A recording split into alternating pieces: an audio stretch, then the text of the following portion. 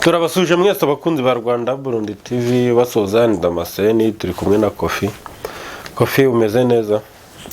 Meze neza nta kibazo twese nizere ko turi amahoro abantu tubana kuri channel kandi mbifurize gutangira ukwezi neza ndizera ko tuzana gusoza neza mwese rero mbifuriza amahirwe masa. Tugiye gutangira twatangiye ukwezi kwa 10 kwezi kwa 12 soza umwaka. So uyu munsi rero ntago turi buze gukora kuri kujya cyane kuri geopolitique. Nifuje ko twatangira ukwezi tuganira ku bintu bijyanye na panafricanism. Yego cyane ko twari tumaze iminsi turi muri espace ntago twarebaga kuri Afrika cyane. So mu minsi yashize hari ibintu William Ruto yigeze kuvuga avuga ko kiriya kibazo ikora abantu bajya mu ngendo. Aba perezida ba Afrika niyo bagiye gukora ingendo cyangwa izino nama ziba basa nk'umuperezida umwe arahamagaye ibintu abantu Afrika yose ngo lasha Afrika iki atanga igitekerezo we akifuza ko ku giti cye undi hakaba yahajyayo abaperezida umuntu umuhagarariye Afrika cyangwa akajyayo delegation ya African Union. Ariko bisa nkaho abapanafricanism barabyumvishe cyane barabikunda ariko ntago twigiye tubona abandi baperezida b'ibihugu babivugaho n'iki. So donc bisa nkaho byaguye mu mazi. Ibintu byatewe n'iki? Kimwe mu bintu abantu batajya basha gutandukanya ni ikintu bita propaganda n'ikintu bita policy. Ni ukuvuga ngo ikintu nsaba urubyiruko tungana cyangwa se n'undi muntu wize mbere yuko umuperezida avuze ijambo gakoma amashyi gibanza usuzume nimba ibyo binavuze ari policy cyangwa ari propaganda.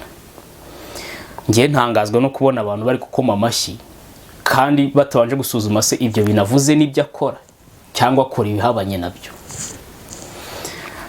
Burangiye ndamutse ndi mu nteko ndi muri Sena ahari hose nkabona umukuru w'igihugu avuze ikintu ngiye ntabwo napfa gukoma amashyi. Ngomba nabanza ngasoma ngo nise ibyo bintu uvuze nibyo ukora kuri tele cyangwa uri muraragira abantu. So William Ruto rero numwe mu baperezida nyine ba Afrika basomye igitabo bita kiriya gitabo cy'umuntu witwa Machiavelli The Prince. Nta perezida wo muri Afrika buryo wasanga ataragisoma. Noneho abigisha kwiyapudetinga mu bigezweho icyo gihe. No kuvuga ngo umuntu ashobora kumara imyaka 40 ku butegetsi yaniga abantu afata ibintu by'abantu donc ayoboye ku buryo bw'igitugu noneho akabyuka mu gitondo kumva avuza amagambo meza kuri Afrika.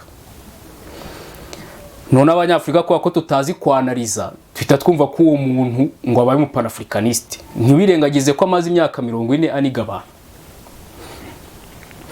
Noneho rero ni ukuvuga ngo Machiavelli ababwira ati mujye mureba ubigezweho mu rubyiruko no muri media mu byiyapudetingeho.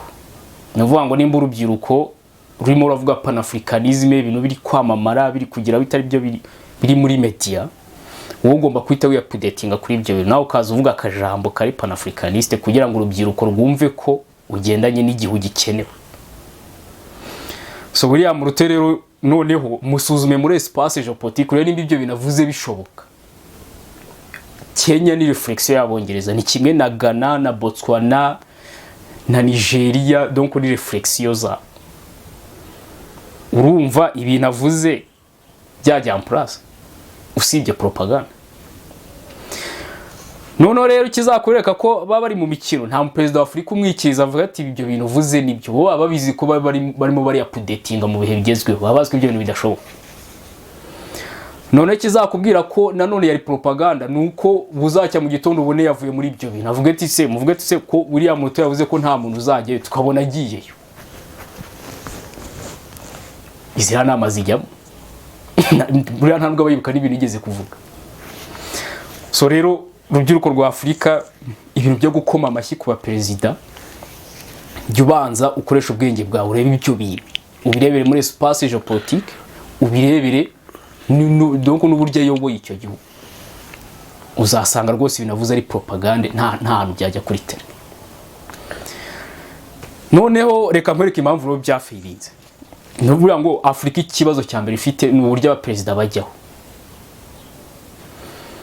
Uzajya usanga ari abaperezida bajya ku butegetsi koko yari umuntu usanzwe uri muri activité, donc yari wenda yarabaye minisitiri, yari vice perezida, yarayoboye sena, donc umuntu usobanutse. Noneho ku ruhande ubona hari undi muntu waje we kumbunda, kudeta, ka militaire, mashyamba, ibintu byose. Abo bantu ntago baba bagiyeho kimwe, bivuze ngo ntago bazahuza icyo twita policy muri espace géopolitique. Uwo ngo wagiyeho kumbunda ni uwa Biden, uwo wagiyeho haturutse muri systeme ni uw'itegeko nshinga ko niryo ryamuzanye. Aho bantu ntago bashaka gukora kimwe imbere y'abazungu. Uwaje kumbunda hari programme baje bamwandikiye, ntago rero mushaka guhuza. Niyo mpamvu uzavuga ati ntitujye muri ziriya nama, ahubwo bugacya we yagezeyo. Donc Afrika ntago ibona abaperezida mu buryo bumwe. Noneho reka turebe aho bakura ubushobozi. Nuvuga ngo abaperezida ba Afrika 54 ntago bashaka kwicara vuga ariko umutungo Afrika ifite n'abaturage dufite n'amateka ya Afrika ko twigeze gufata isi mu bya economy, ubwo murumva ubwo bushobozi tutabufite. Nuvuga ngo nimba bari abantu bari kuduhamagara twese ngo tujyeyo, bahazi ibyo dufite nta masoko. Kuki ibyo bintu ahubwo tutavuga ati natwe dukora inama yacu 54 turi hano tubyaza umusaruro ubwo bushobozi bari kutubona. Donc ngo hari ikintu bitangwa amadovize kwa ko nyine uyu muhanda turimo rw'abazungu ngo amafaranga yabo ni yafite agaciro. Donc rero abaperezida ba Afrika nibo bahita bagenda kugira ngo babyigane ayo masoko yo kuzabona ayo mafaranga. Urumva ni kimwe mu bintu gituma William Ruto binavuga bigwa mu maso. Donc ngo gushaka amadovize ariko birengagije ubushobozi twe twifitemo. None se nk'ubu ngubu amayuan ntago ari amadovize, ariko ba nyirayo bayateje imbere. Ubu ngubu hari ibintu bari kugura na Amerika mu mayuan. So ikindi gituma William Ruto binavuga bitajya en place gucinya inkoro, kuvuga ngo hano muri Afrika abaperezida badashaka gutinyuka gushwana na Biden ngo bamugere imbere mu maso ngo ati natwe turashaka. None agacinya inkoro kugira ngo Eida mugire strategique muri yo region, amwemere kujya ashyira abaperezida, amwemere kwaruma imitwe, donc yubashye. Gucinya inkoro ni mpamvu bamamagara akagera. Noneho Afrika nta polisi igira. Kubera iki? Ntago bafite. Donc bakeneye ngo amadeni, bakeneye inkunga, bakeneye budget militaire, bakeneye kujya muri AGOA, bakeneye donc bakeneye ruguriye, bo nta polisi baba bafite. Niyo mpamvu umuntu utagira polisi iyo mubwiye ati icara hamwe twebwe turebe ikintu twakora, aravuga ati nge sindi muri ibyo bintu, akahita yurira indege akigira mu bazungu. So Afrika rero tuyifata nk'ikintu kimwe yego muri sociology, koko umunyafrika w'umunyangora n'umunyafrika w'umunyagana muhuye ntiwamenya ko batandukanye ku bihugu, ariko ikibazo abatuyobora bo baratandukanye. Rero niyo mpamvu ibintu William Ruto yavuze bidashaka kujya mu rasa. So kuri wowe William Ruto umubona nk'umupanafricaniste? William Ruto nibyo koko mind ye ishaka kuri panafricaniste, mind ye, ariko ikibazo izi mpamvu zose nkubwiye, so mbega ntago afite uburyo bwo implement, ntago afite uburyo bwo kwimprima ibyo bi, kandi abafite ubwenge bwo kwiupdatinga aho ibihe bigeze, ashaka kubivuga muri propaganda uko nakubwiye. So muri Afrika hari umuperezida waba ubona ukabona we yifitemo gukunda Afrika? Hari ubona ikunda gutunga wifitemo gukunda Afrika? Mbo burangende bakuno umuntu ayoboye, burangiyo ndebye perezida w'u Burundi, nuvuga ngo ama discours yose avuga abavuga wa muturage wo hasi, akavuga ati ntago Burundi bwatera imbere abantu batanu rero bafite amafaranga bonyine. Akavuga ati ni muyazane muyaduhe nka leta tuyashore pfiyo ngiyo mu baturage tuzayabasubiza. Ayibasaba kenshi. Donc policy ze nizo kuzahura wa muntu uri hasi pfiyo ngiyo. Iyo rero ni Afrika. None ashaka kuba n'andi ba perezida kuko babivuga mu ndimi zabo, nka perezida wa Ghana bivuze mu Kinyagana sinabimenya. Ashaka kuba ngiye Evariste ko avuga Ikinyarwanda numva niwe mbyumva. So rero niwe muntu mbona nkabona no panafricaniste. kwera iki mbega icyo kintu cyo kwibuka umuturage wo hasi kandi we yibereye muri presidence amamodoka arayafite imishahara arayifite biki byose ariko akibuka ko hasi hari n'umuturage ugomba kuzamuka iyo ngiyo rero ni Afrika hari umuntu muri bantu tubana muri groupe wifuje ko hari ibintu tuzavugaho Perezida Salva Kiir niwe ugiye kuyobora n'umuryango wa EAC urimo ibihugu 8 ntabwo turi ngoma tubisubire ko benshi barabizi nyamara ejo bundi twabonye no gusoma ibintu byanditse bari bamwandikiye perezida b'ibyo bihugu no kubisoma twabonye bigoranye cyane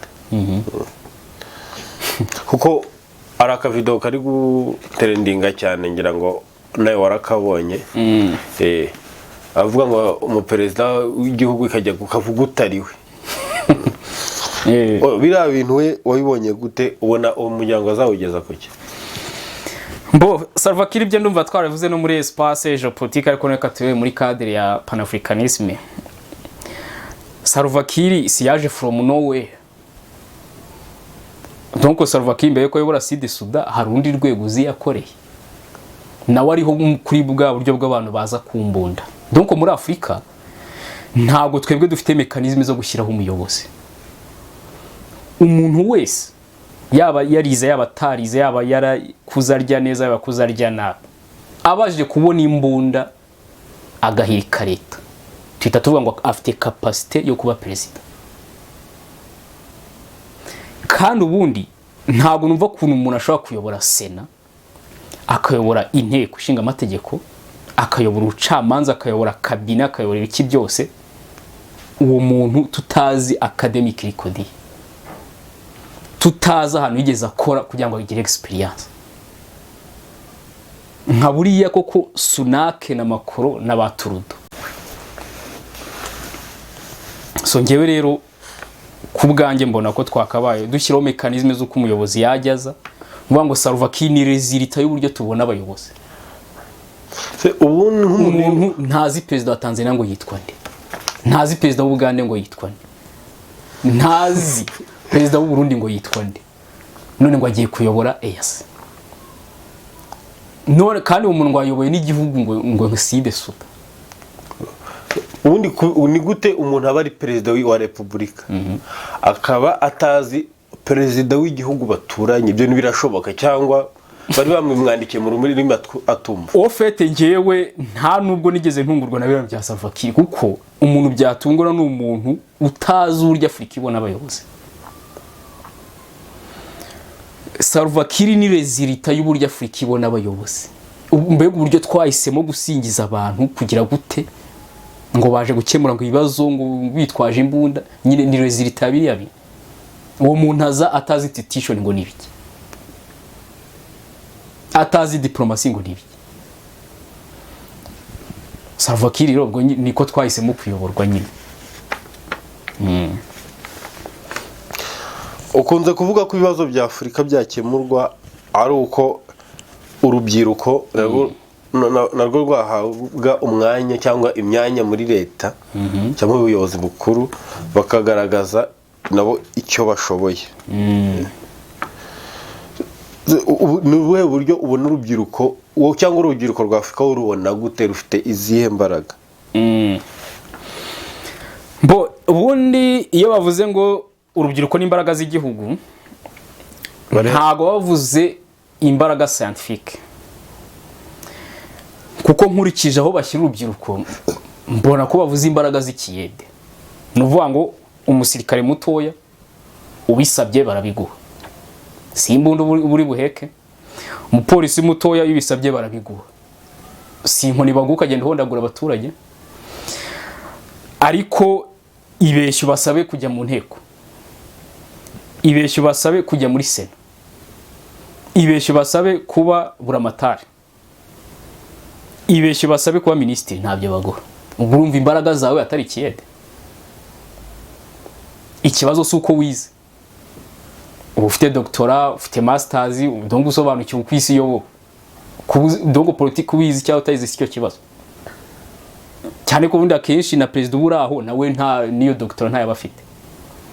So rero urubyiruko twebwe imbaraga bavuga n'izikiyede muri Afurika rwose nta nuzigera bose bavuga ngo urubyiruko ngo rwacu n'imbaraga z'igihugu, ariko ukareba ahantu babasize ukasanga na ahantu ho guterura ibiti, kumenasa abaturage, donc ibintu by'imbaraga.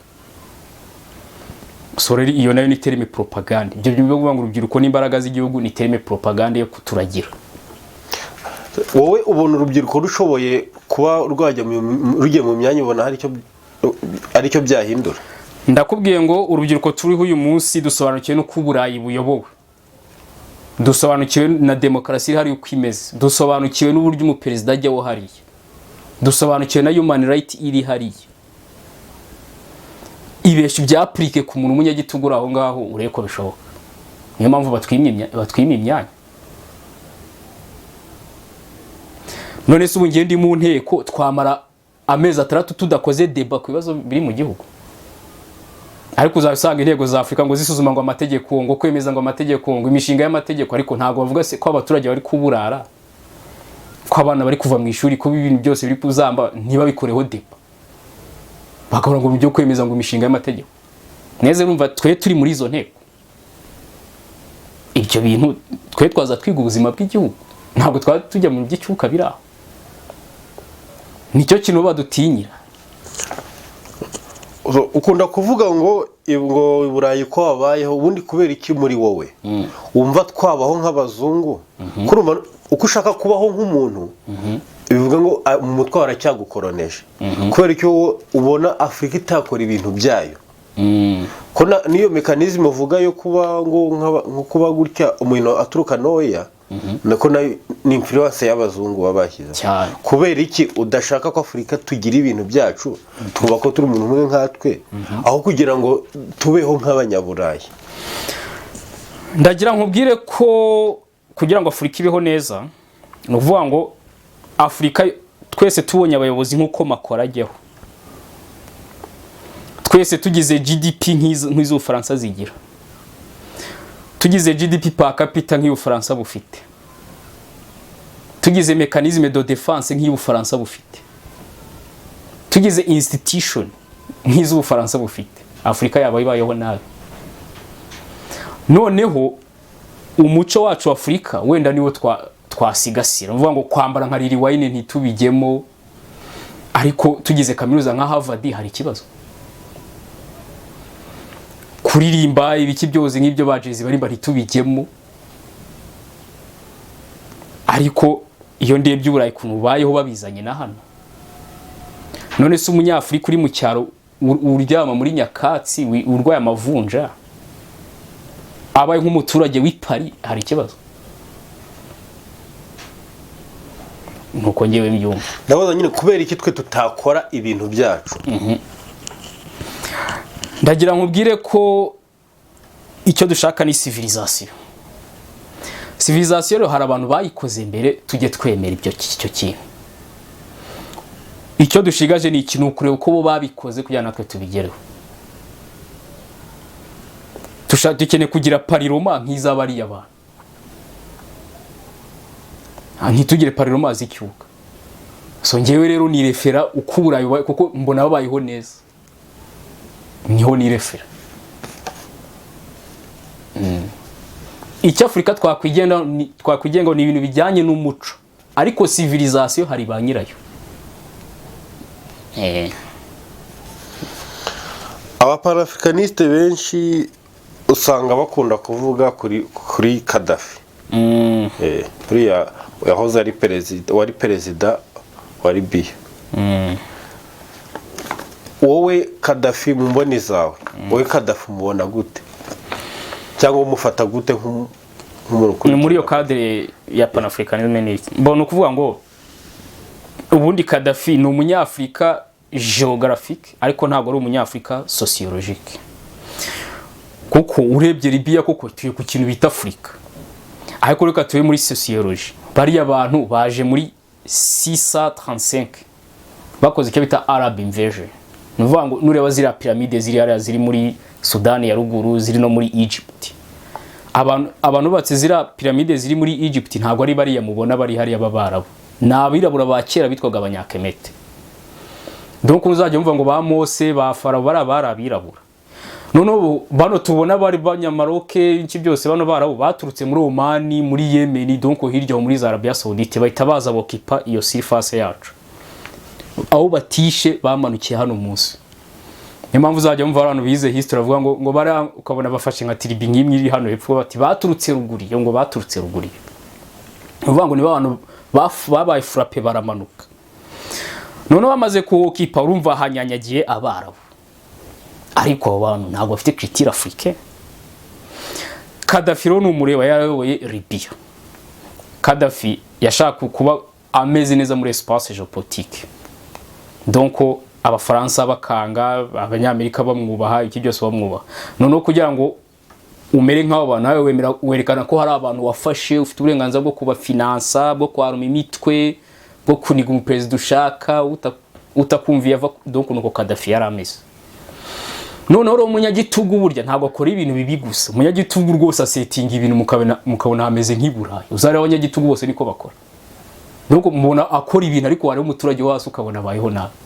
Gaddafi rero yubakaga imihanda muri ibyo bihugu ashaka gukonsolida, kubaka imisigiti bakamusingiza, kubaka ibiki byose. Ariko uzambwe abantu yashinze humanitarian ishinzwe umuturage wo hasi. We yaribeye muri infrastructure. Kuko niko abanyagitugu bakora. Gaddafi rero kwa adafite culture africaine ntago yari yitaye ku muturage wo hasi. Niwe yari muri institution ko yango reke ba Biden na ba Macron ko nawe akomeye aho.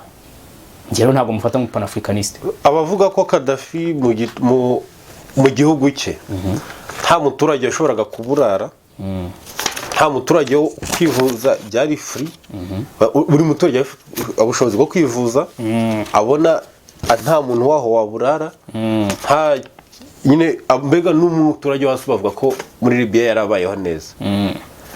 Wowe ibyo ntago byemerana, ni propaganda.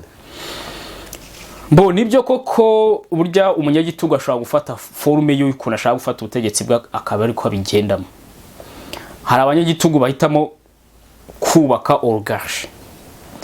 Hari n'abanyagitugu usanga umuturage uyemera gukora ibintu ashaka, business yumva ashaka. Ariko uwo kamakinga ashobora kudashaka iyo ntebe y'uwo muntu. Urabona nka Museveni uriya wa Uganda.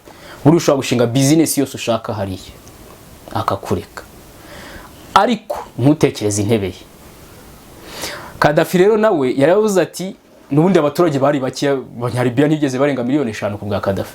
Kandi unarebye amafaranga yakoraga yari menshi cyane mu bya peteroli. Akavuga ati none akavuga ati ngo ndi umunyagitugu.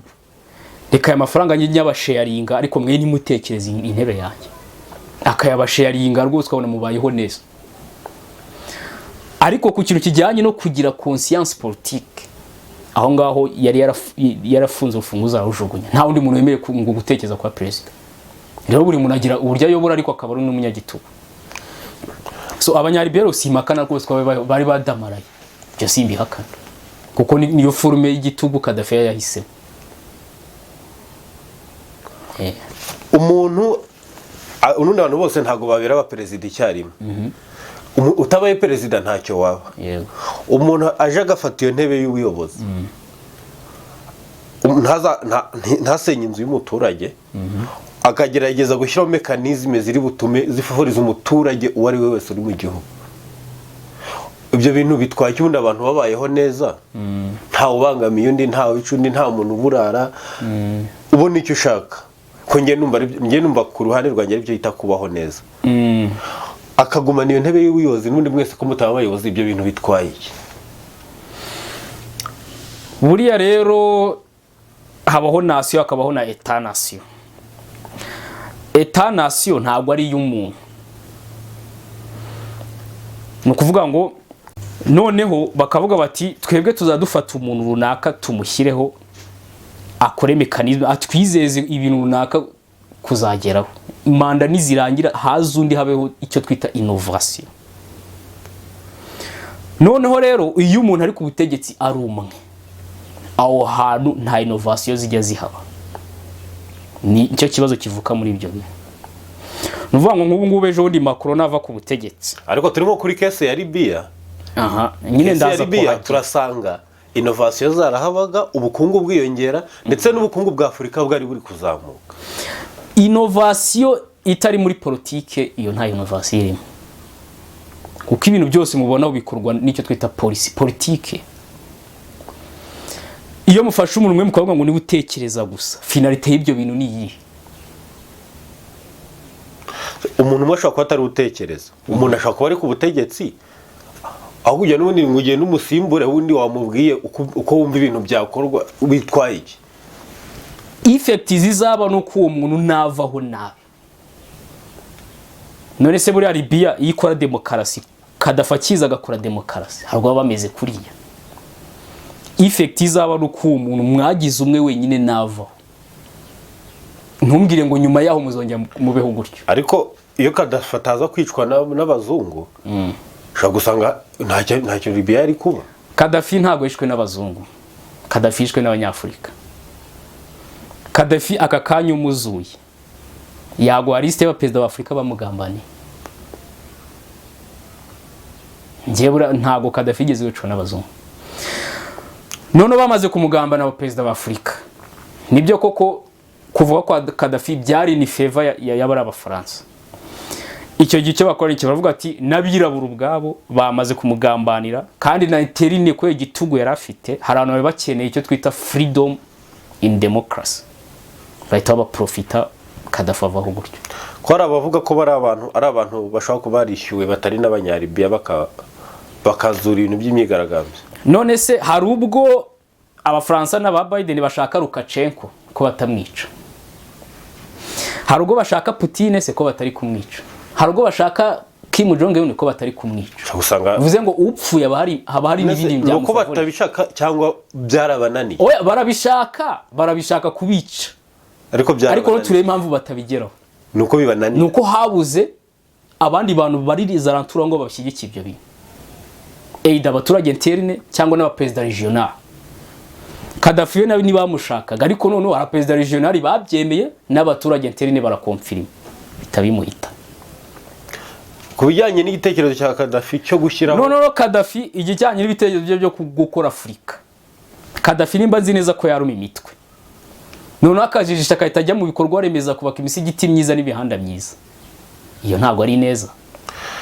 Ko Gaddafi yari afite ideology yo ko hajyaho African Union, hakabaho ifaranga rimwe rya Afurika. Nonko kugira ngo tuvuge ngo nka gutya tujye kugura mu madolari, uyashaka ko afurapa amadolari, hakabaho ifaranga rya Afurika. Hakana nawe ntiyafavorizaga ngo irya Libya, yavuga ngo hakajyaho ifaranga rimwe rya Afurika. Yego, ibyo bintu ntabwo birimo gukunda Afurika. Mbona kuvuga ngo Gaddafi nakubwiye ko uwo umurebere muri espace Gaddafi harwa yarazi ijambo. Oya, turi muri panafricanism, ntabwo turi muri geopolitique. No si iryo jambo yari arize. Wigeze umva rivuga? Discours za Gaddafi zambwe yarigize vuga panafricanism. Rega panafricanism si ijambo, ni twe turi kurira mu bikorwa yakora. Ibikorwa yakoze, nako ibikorwa bigira police. We hantu ugeze uvuga ati tugomba gukora ku buryo Afrika, donc panafricanism tukora ibikorwa. Yavuze ko yashaka ko haba ifaranga rimwe rya Afurika. Ifaranga rimwe rya Afurika. Ibyo ntabwo ari panafricanism. African Union. Ibintu byose. Mbega tukaba dufite uburyo bwacu. Atari ngombwa ngo tujye gusaba amadeni muri banki y'isi n'ibiki. Kenyine twe tuki Afrika nyine umutungo ifite. Wo ukayihaza tudakeneye abazungu, tugakenera na win-win nk'ukunda kwivuga. Ibyo ntabwo biri mu gukunda Afrika. None se wacenga ko impamvu yavugaga ibyo bintu. Kuki yavugaga kanara mu mutwe, kuki utabyibaza? Impamvu yavugaga ibyo bintu ntuzigiye muri panafricanism kuko ntayo yaraza, ahubwo reba muri espace geopolitique. Uvuga ngo nimba ushaka gutegeka nka Biden afite icyo bita ikinategekesha Uburayi na amayero, kandi amayero ngo nayo Uburayi bwose. Gaddafi nawe arashaka ikintu bita ifaranga ryose rya Afurika, nimba ushaka kuba compatible na Biden. Ibindi wambwiraga ni ibiki ngo African Union, nimba Biden yarishingiye European Union ukashaka kungana nawe urashaka ikindi kintu nk'icyo ukita African Union, n'abaturage ba Afurika baragira ngo ni neza, kandi wowe urashaka kuba compatible n'abantu runaka. Nono Biden nimba yaruma imitwe muri Afurika agashyira abategetsi, nawe arayaruma, niyo mpamvu wabonaga yaruma akarumuna akajyaho. donc ashaka kumera nka Biden muri espace.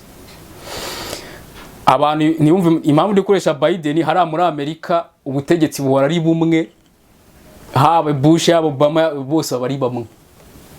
Ntabwo ari nko muri Afrika umuperezida azakica uwasanzeho undi akazica uwasanze ko yakubutegetsi budasa. Hari aho ubutegetsi ni bumwe n'izina bahindura gusa. Na rero Gaddafi byose yakoraga ni byo kwisanisha nk'uko Amerika imeze kugira ngo abangane gutya we balance.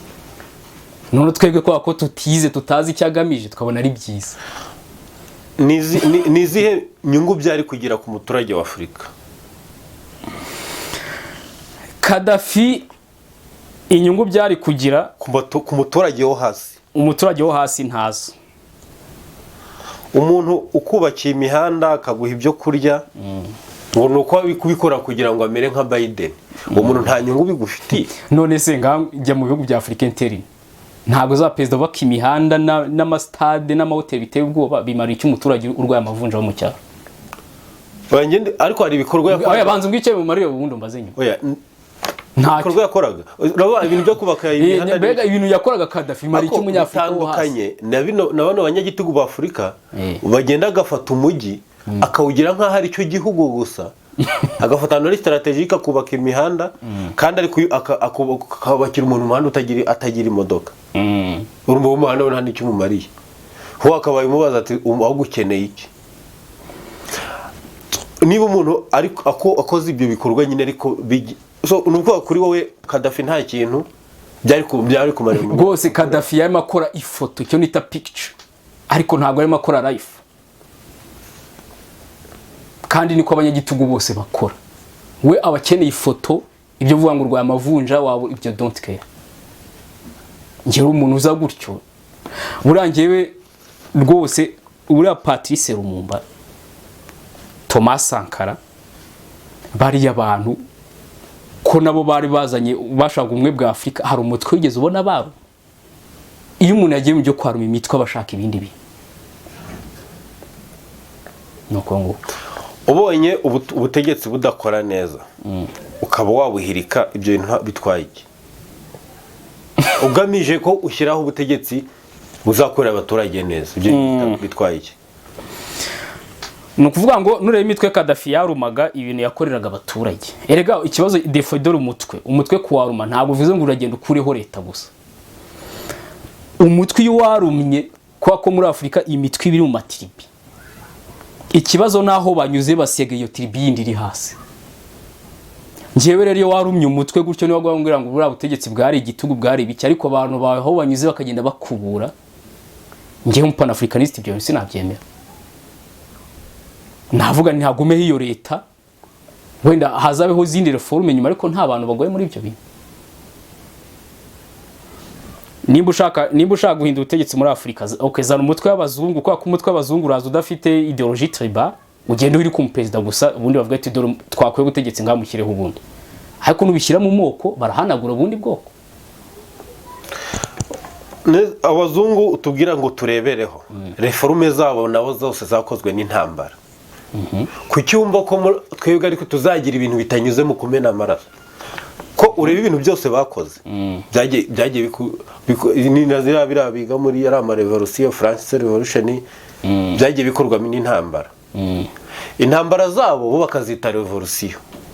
Kuki intambara zacu twebwe batazemera ko ari revolution? Nese ubundi intambara zo muri Afrika ubona ari revolution.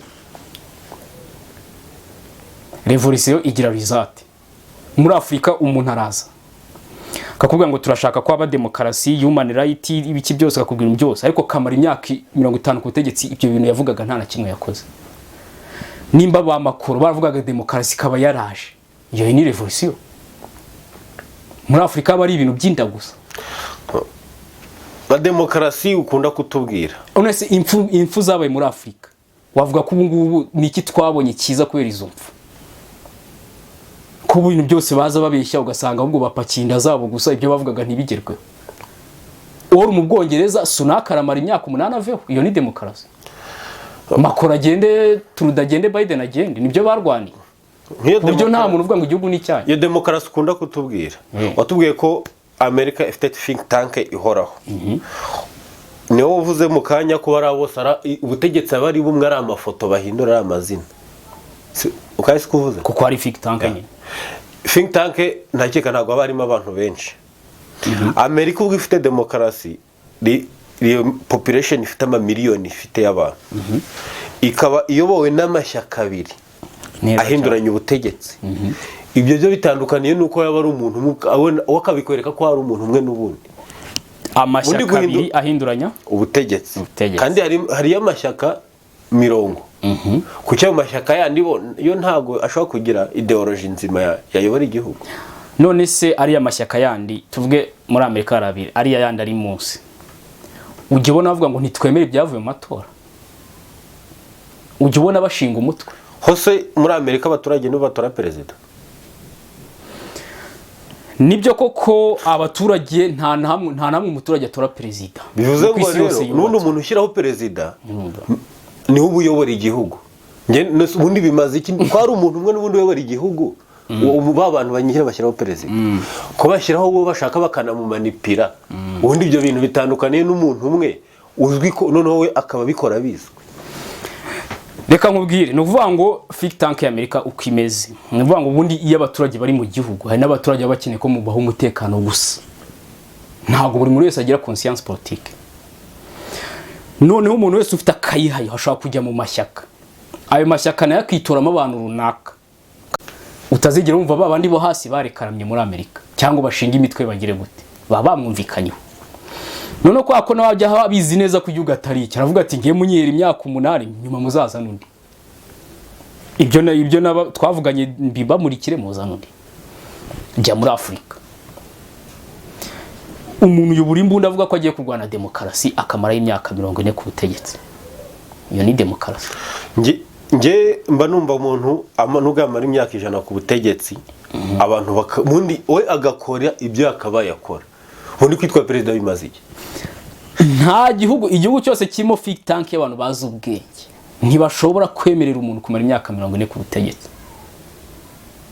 Baravuga bati igirayo na runaka n'abatwereka ideology ega igihugu ni imitwe y'abantu no gutekereza.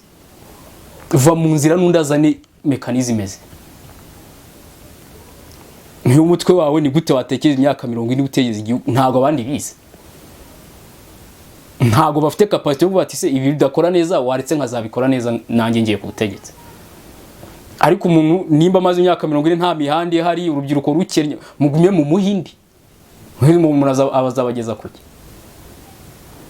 None muri Afrika ntago baba bafite inteko zibabaza report y'ibintu bagomba kugeraho.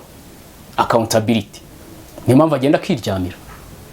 Kuko aziko ntimuzamusimbuza, ntimuzamubaza accountability, nta muzambwira ngo amafaranga uri kunyereza ajyahe, aragenda akiryamira. Umbwire ngo icyo ni igihugu. Ese mbwira umuntu warambye ku butegetsi igihugu kikabaho neza ninde? Wenda ngo umbwire ati dore nka runaka we yarambye ku igihugu kimeze neza. Ho Kadafi twavugaga nge kubwanjye nge mbona ryari bayeho neza.